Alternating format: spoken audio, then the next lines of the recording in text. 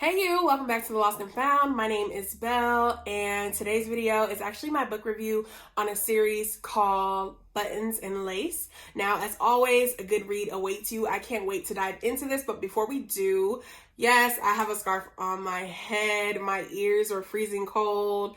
I had on a jacket too, but then my house got hot when we cut off the air, and I was just like, this is so cute. I'm leaving it on for my videos. So yeah, that's how we're here. Anyways, let's go ahead and jump into it. But I do want to let you know this is going to be a two-part video. So this is my book review for Buttons and Lace part 1, which is books 1 through 3, and part 2 will be about books 3 through 6. So this is a 6-book series, but the first 3 books are about one couple and the second 3 books are about another couple. So I am choosing to review the books as a collective about each couple. Okay, so Buttons and Lace, books 1 through 3 is about the main character. Her name is Pearl, and she is essentially a loner. She grew up without a family, pretty much on the streets, and she has a boyfriend in college and then also a boyfriend after college, 2 different men. And her second boyfriend she pursues a much longer commitment with. They live together. Like, I even believe he's her fiance, if I'm not mistaken. But they have these ups and downs, and they're really just trying to figure out life as they go. After a little bit of a depression and him being down on his luck, he gets a job opportunity and he has a lot of money, so he decides to treat Pearl and take her out. I believe they go to Italy for a vacation. Well, while they're in Italy, Pearl sadly is kidnapped and sold into sex trafficking. And when she is sold into sex trafficking, her life kind of just takes a tailspin after that. She is bought by a man named Bones, who is the most sinister and evil man in this world, in this realm of stories.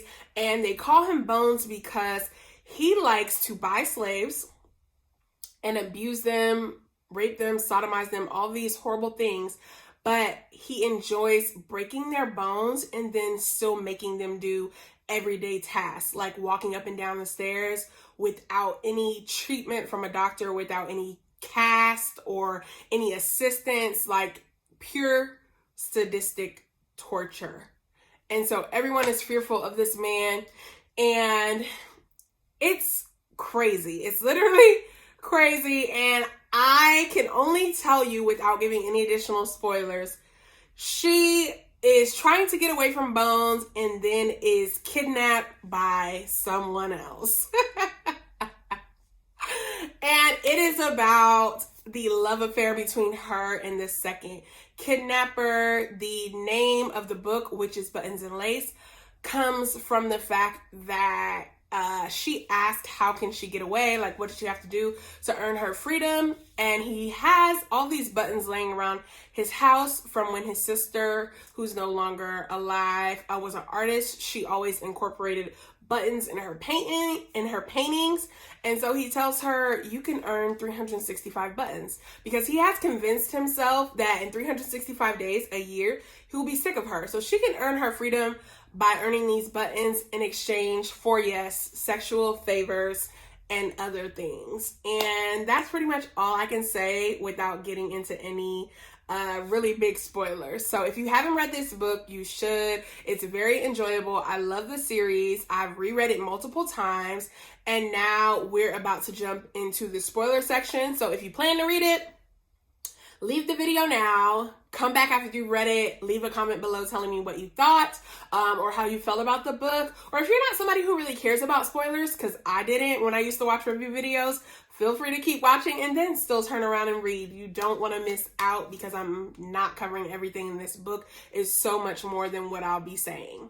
So before we hop into the spoilers, I just want to rate the book overall. On a scale of 1 to 5 hearts, the overall romance is definitely 5 out of 5, and the overall sex, 5 out of 5. I absolutely love this read. It was so intriguing. It was so fun, so enjoyable to me. And now we're about to jump into the spoilers. So if you don't want to hear them, now's the time for you to go ahead and click off, come back after you read the book, and leave a comment below letting me know what you thought, because it's a really great series. It was very enjoyable for me, and I have reread it multiple times. Now, on to the spoilers. So my favorite character is actually Pearl. I am so obsessed with her. She was a great heroine or main character. She was not scary or easily intimidated or anything like that. Like, when she was sold into sex trafficking, she was like, you're not gonna break me. Like, I will literally die trying to get out of here. And so she was physically fist fighting people, stabbing people in the neck with syringes and needles, trying to save the other girls who were sex trafficked. It was just so good. It felt like a action-packed movie. The parts from the time that she was kidnapped to being sold, it literally felt like a mini film when I was reading it, an action film, and I just absolutely loved it. My favorite parts of the story is actually when her second kidnapper, Crow, decides that he will allow her to earn her freedom. And by doing so, she has to earn 365 buttons, because he feels like after a year, he'll be tired of her and he won't care whether she's there or not.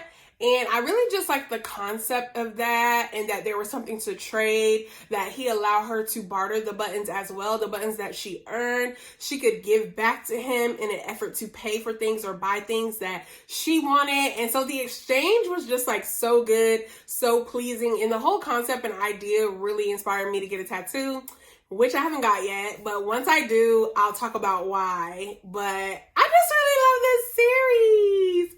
So I don't have any quotable moments from this book.